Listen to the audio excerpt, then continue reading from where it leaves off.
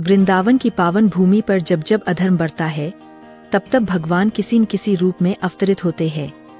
द्वापर युग में वही परमात्मा जो सृष्टि के कण-कण में विराजमान है, बाल रूप में गोकुल में प्रकट हुए।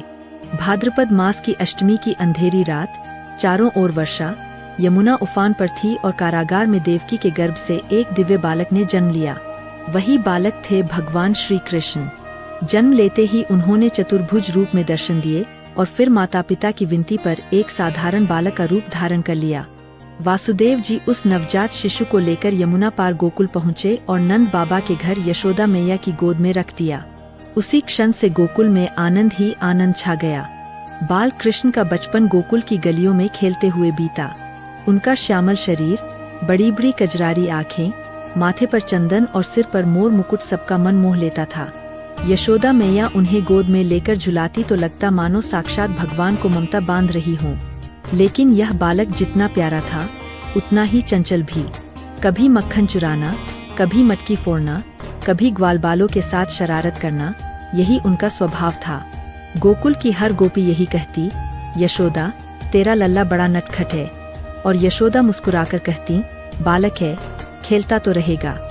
मक्खन चोर के नाम से प्रसिद्ध बाल कृष्ण की लीलाएं आज भी भक्तों के हृदय को आनंद से भर देती है। वे अपने सखाओं के साथ मिलकर मटकी तक पहुंचने के लिए मानव पिरामिड बनाते और जैसे ही मक्खन हाथ लगता, सबसे पहले अपने मित्रों को खिलाते। कृष्ण कभी अकेले अपने सुख के लिए नहीं जीते, वे बचपन से ही साझा करने का भाव सिखाते थे।